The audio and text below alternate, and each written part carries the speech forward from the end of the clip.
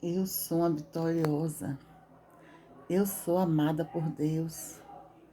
Eu sou uma vencedora e vou conquistar todos os meus sonhos, vou realizar todos os meus sonhos, o que ainda não foi realizado.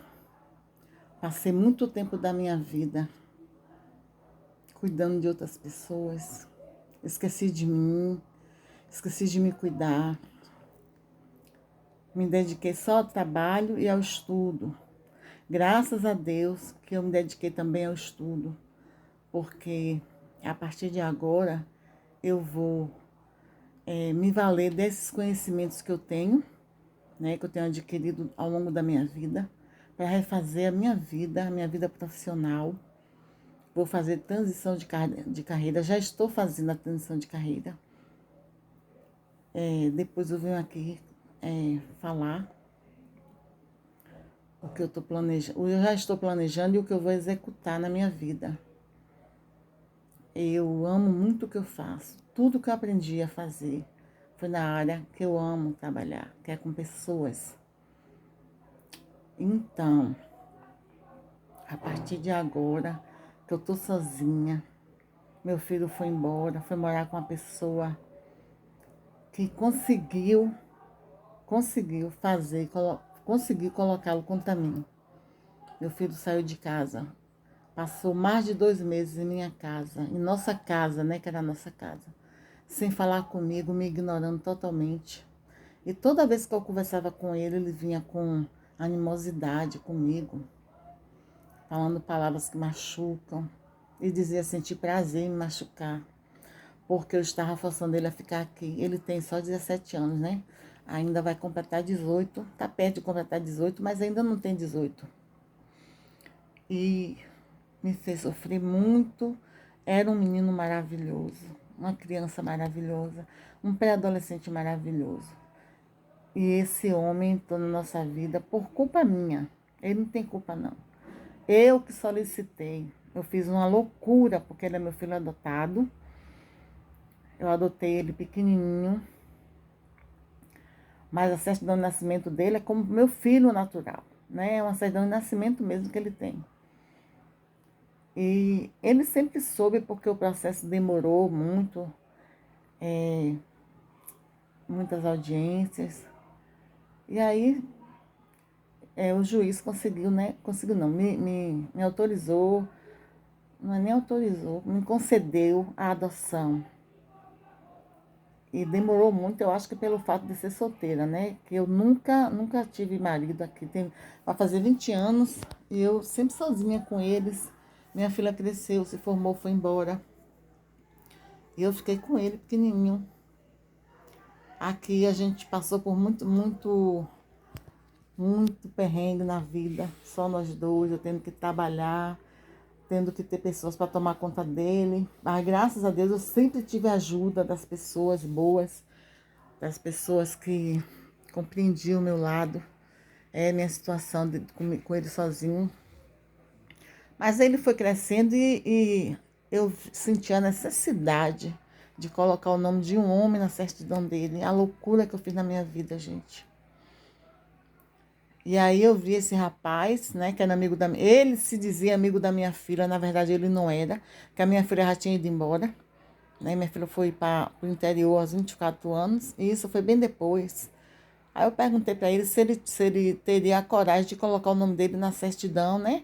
Para não ficar essa lacuna, esse vácuo aí sem nome de pai. Eu conto isso porque, para você ver a ingenuidade da pessoa. Eu, no caso. Ele prontamente aceitou. A partir daí não me deixou mais em paz, nem a mim, nem a Rafael. O tempo todo entrando em comunicação, vindo na minha casa, pedindo para levar ele. Eu deixei ainda passar um final de semana na casa dele. E depois disso ele começou a passar por cima da minha autoridade, né? Deu cartão de crédito, chamava para sair, planejava passeio, tudo isso sem me comunicar. O cartão eu tirei, né? Ainda falei com ele que não era para fazer nada sem minha autorização, mas ele continuou fazendo. Quando eu vi isso, aí eu desfiz o negócio, né? A proposta. Eu disse, ó, não vai dar certo não, porque você é muito entrão, muito chiclete, e não vai dar certo não. Só que ele já tinha conquistado o Rafael. E não é com presente não, viu? Não foi presente. Era dando comidas que ele gostava, era passeando de carro. Eu não tenho um carro, né? Eu sou funcionária pública, mas eu não tenho um carro. Ganho pouco, só trabalho 6 horas por dia. Mas o salário que eu ganho dava muito bem para nós, né? Para a sobrevivência da gente. Ele nunca faltou nada, muito estudioso. Mas ele achou por bem que esse rapaz estava fazendo com ele melhor do que eu.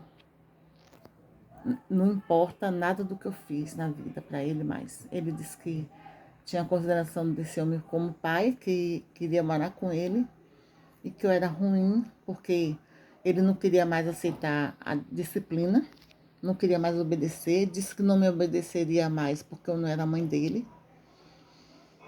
E começou mesmo uma guerra aqui dentro de casa, uma guerra. E esse homem não deixava ele em paz. Eu saía para trabalhar, ele vinha buscar Rafael em casa, para levar para passear, para levar para casa dele, para levar para onde quisesse. Deu celular para poder se comunicar com ele através de outro celular, deixou na casa de uma pessoa para poder, diz que eu não ver, né? Não ficar sabendo da comunicação dele com o celular que ele tinha aqui, que eu tinha senha. Na época eu ainda tinha senha. Eu entrava para ver com quem ele conversava, o que ele fazia. E vi várias vezes, várias conversas deles. Ele perguntando em que hora que eu saía para o trabalho, que ele vinha buscá-lo. Gente, gente, foi um verdadeiro inferno. Este homem, Milton, fez um verdadeiro inferno na minha vida. Coisa que era, Rafael me obedecia, Rafael me ouvia. Era um menino maravilhoso. Eu chegava do trabalho, ele ia me encontrar no caminho. Quando ele via eu chegando, ele ia me encontrar, me abraçar, me beijava, dizia que me amava, que eu era a melhor mãe do mundo, que eu era a melhor pessoa do mundo.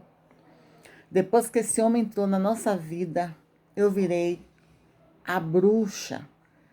Até de assassina meu filho me chamou.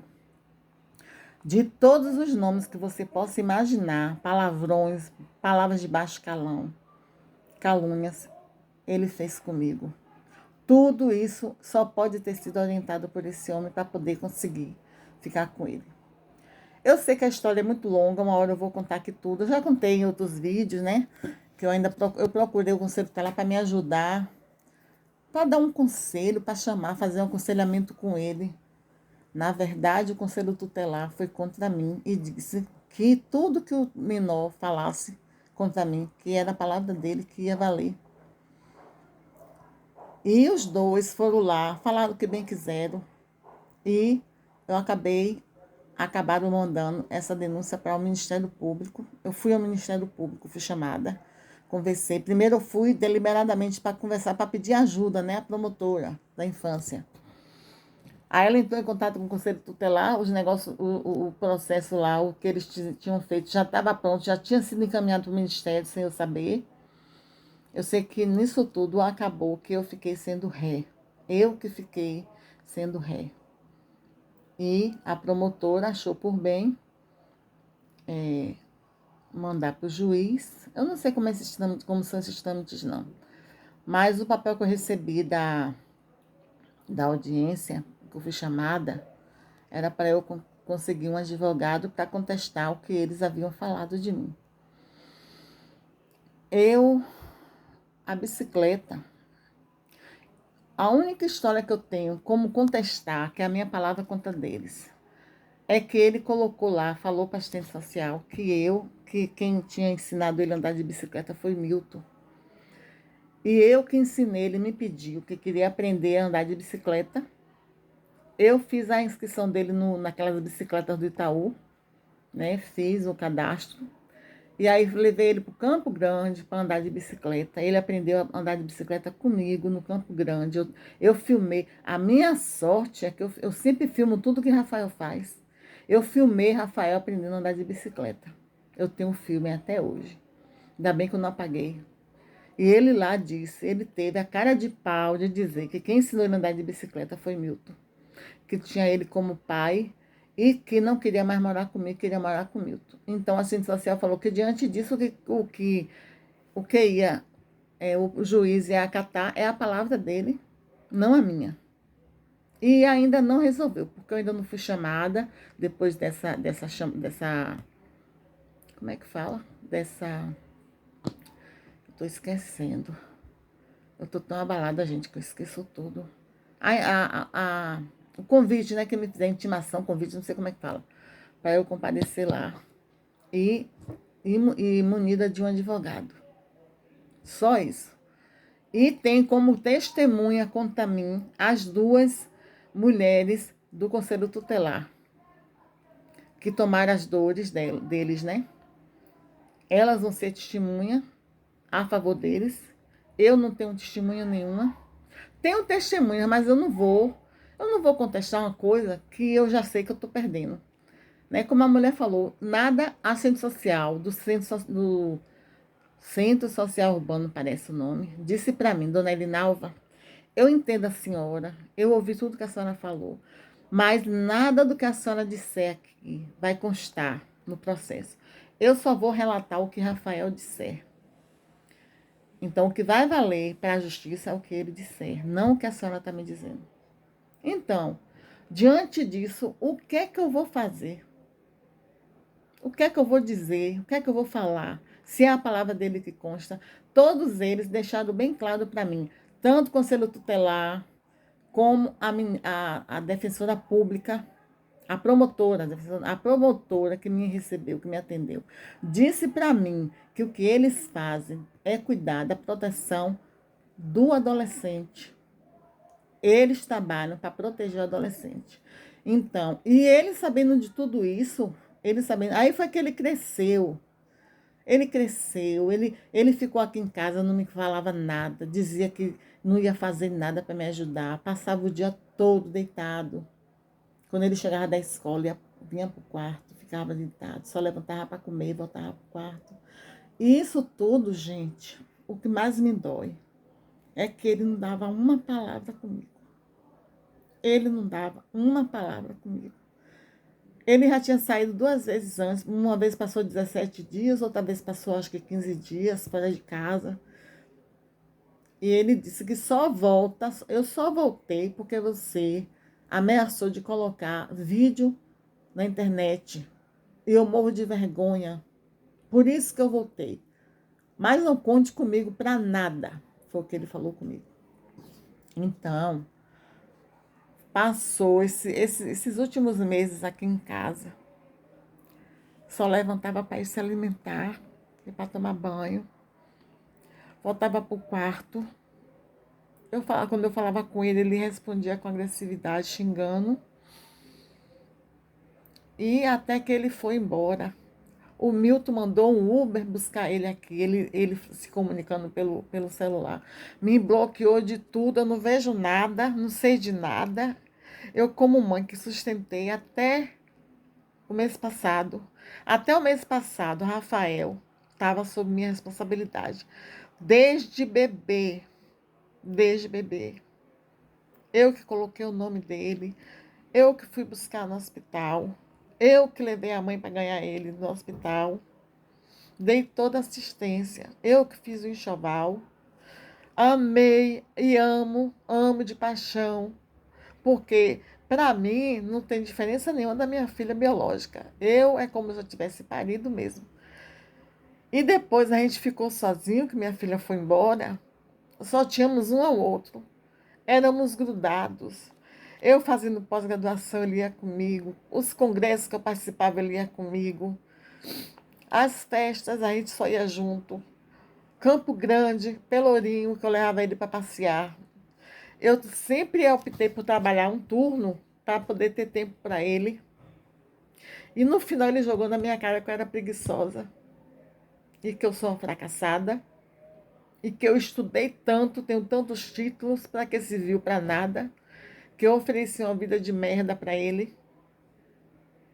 Eu não ofereci vida de merda para ele. Não faltou nada, nunca faltou nada para ele, gente. Rafael é muito inteligente. estuda demais, lê demais. Eu comprava na pandemia mesmo, ele lia um livro quase que por semana. Eu dava os livros, os títulos para ele ler, para não ficar em casa sem fazer nada. Aí ele lia, aí no final que ele lia o livro, eu perguntava o que você entendeu. E aí ele me dizia. E isso despertou nele a vontade de ler, a vontade de ler, né? Eu que alfabetizei Rafael. Eu tenho uma página no Facebook, duas na verdade, que só tem fotos dele brincando, fazendo os projetos como sou pedagoga, né? Aí eu inventava as oficinas só para ele mesmo, a gente fazia. E foi muito amor que eu dediquei para esse menino, muito amor. E hoje ele nem fala comigo. Foi morar com esse rapaz e para ele eu não existo. É, é, diz que eu não sou mãe dele, faz questão de dizer. Aí eu fui dizer uma discussão que a gente teve aqui, eu digo, ele não é seu pai, Rafael. Ele olhou para minha cara, ele não é meu pai, nem você é minha mãe. Você não é minha mãe. A justificativa dele. Este homem nunca deu uma bala, porque eu nunca permiti, nunca deixei, nunca quis. Ele, eu vou ajudar, não quero que você me ajude em nada. Vamos fazer um documento. Se você, quando eu fiz a proposta, né, a gente faz um documento isentando você de qualquer responsabilidade com ele. Eu só queria mesmo preencher essa lacuna do nome do pai, que não tinha. Aí foi o meu erro, porque este homem transformou minha vida num verdadeiro inferno. E hoje ele está lá com ele. Me ignora totalmente, é como se eu não existisse, gente. E isso dói, dói, dói, porque como que uma pessoa cria um ser humano, não é? Eu criei sozinha, sozinha. Tive a ajuda da minha filha quando estava com a gente, quando ela estava morando aqui, estudando e tudo. Ela cansou de levar ele também para a escola, como eu sempre fiz também, para todo lugar que eu ia carregava. Ela levava ele para a escola para não ficar, enquanto eu estava trabalhando, ela levava para ele não ficar sozinho em casa, não tinha ninguém, era só a gente. E Larissa era apaixonada por ele, fez até tatuagem no nome dele no punho. E isso tudo, depois que esse homem entrou na vida da gente, esse menino se voltou contra a irmã. Xinga, acho que foi, eu não sei, só pode ter sido a orientação, porque não pode ter sido. Ele pode até ter desvio de personalidade, né? Mas foi agravado por esse homem, porque Rafael era um menino de ouro, gente. E depois que esse rapaz entrou na nossa vida, Rafael se transformou em outra pessoa que eu não conheço. É uma pessoa que eu não conheço. Eu não conheço meu filho mais. É totalmente outra pessoa. Eu sei que ele arrumou tudo dele. Eu permiti porque a agressividade dele dentro de casa estava tão grande, que eu estava achando, eu estava assim esperando alguma coisa pior. Porque não era coisa pouca, não, era muita coisa, era agressividade mesmo. De chamar a atenção, o prédio inteiro, a rua inteira, todo mundo ouvia ele gritando, xingando, xingando, xingando. Nomes impróprios ele me xingava. Coisa que ele nunca fez na vida. Ele passou a fazer comigo. Falava coisas que é como se fosse uma faca entrando no meu coração. E eu tô. Tem um mês, eu não sei que dá até hoje, foi dia 11 que ele foi. Dia 11. E eu tô tendo ansiedade demais. Eu já estava fazendo tratamento de depressão. Tomo remédio. Eu nem voltei mais lá no médico, mas a medicação que ele passou para mim eu comprei bastante e eu tenho tomado. Eu nem estava tomando, mas depois disso tudo que eu fiquei ruim, com ansiedade, com desejo de um bocado de coisa errada, eu comecei a tomar, é que eu tô mais calma. Eu tô mais calma. Eu tô aqui falando na maior calma da vida porque eu tô medicada. E dói muito, dói muito, dói muito. Mas eu vou mudar. Eu tenho postado uns vídeos aqui que eu tô no fundo do poço, mas eu vou sair do fundo do poço, porque não é justo, não é justo. Dediquei minha vida toda para os meus filhos, criei meus filhos sozinha, Nunca aceitei ninguém na minha vida, porque eu tinha medo. A gente vê tanta violência, né, no mundo. Eu tinha medo de ter alguém que atentasse contra minhas filhas, contra ele mesmo. Quando Laísa foi embora, eu fiquei com ele. O mesmo raciocínio eu tive. Não quero ninguém, porque pode judiar, pode bater, pode fazer coisas piores, como a gente tem visto na televisão ultimamente, né? Fiquei sozinha. Ele cansou de mãe, arruma uma pessoa, vai namorar, eu não tenho vontade. Eu não tenho vontade, nunca tive amigos para sair, nunca tive namorado. Minha companhia de sair, meu companheiro era ele para todos os lugares que eu ia. Então, na verdade, eu saía por causa dele, por conta dele, né? Porque ele era criança sozinho em casa, eu levava para brincar com outras crianças. Não faltou brinquedo, não faltou nada. Tudo que ele me pediu, eu fazia. Eu acho que o meu erro foi esse. E depois, agora eu tô aqui sozinha, mas eu tenho outras atividades para fazer. Eu vou me reerguer. Eu vou me reerguer, gente. Eu vou. Porque no fundo do poço acho que tem mola, né? Eu vou sair de lá. Eu vou sair desse fundo do poço e vou me reinventar. Vou me reinventar. Vou utilizar os meus saberes, os meus instrumentos, né, de estudo. Não é nem isso que eu ia falar, é habilidade. Vou utilizar as minhas habilidades, as habilidades que eu tenho para trabalhar ajudando outras pessoas, até mesmo que estejam passando pelo mesmo que eu estou passando agora. Eu agradeço muito a vocês, a atenção de vocês. E em breve eu volto anunciando, né, minha nova atividade. Eu só estou esperando acontecer esse milagre da minha recuperação. Hoje eu até passei uma maquiagemzinha, porque os outros vídeos que eu tenho feito é de cara limpa. Eu não sei colocar aquele filtro, né? Que todo mundo fica bonito nos vídeos com os filtros. Eu não sei colocar filtro ainda, vou aprender também. E aí eu venho para poder começar uma nova jornada na minha vida, porque enquanto a vida é esperança, não é? Muito obrigada. E eu espero que o meu filho um dia, ele entenda o grande amor que eu sinto por ele. A grande dedicação que eu tive por ele, quando eu chamei ele a atenção, quando eu tentei dar disciplina, quando eu reclamava, dando limites, ele não aceitava mais. Mas toda mãe que faz isso é porque ama.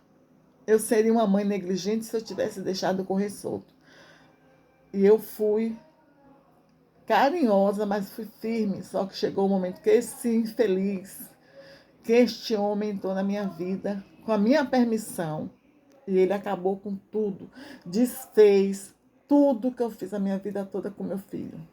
Mas eu quero te dizer, Rafa, que eu te amo, viu? Eu amo muito você, amo demais você, amo demais. Você sabe disso e você sabe tudo que aconteceu aqui nessa casa, para que você não ficasse comigo. Você escolheu essa vida, você escolheu isso. Eu só espero, meu filho, que você não se arrependa. Mas se você se arrepender, eu estarei aqui, porque eu sou mãe, né? Eu não sou sua mãe biológica, mas eu sou a mãe que você conheceu. Eu sou a sua mãe, que sempre amou você, que sempre lhe cuidou, que sempre lhe protegeu. Tenho muitas testemunhas de ver o corre-corre, a correria que eu fiz para te colocar do tamanho que você está e da maneira que você está. Que Deus te abençoe. E que Deus nos abençoe também, né, meus amigos? Até a próxima, até o próximo vídeo. Desculpa aqui pelo desabafo, pelo choro, mas é que às vezes a gente não consegue, né? A gente não consegue aguentar, né? Eu tenho chorado muito e graças a Deus por isso, porque eu desabafo, gente.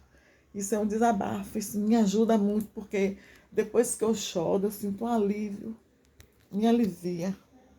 Um dia vai passar, né? Um dia vai passar esse choro de tristeza, de dor, de decepção.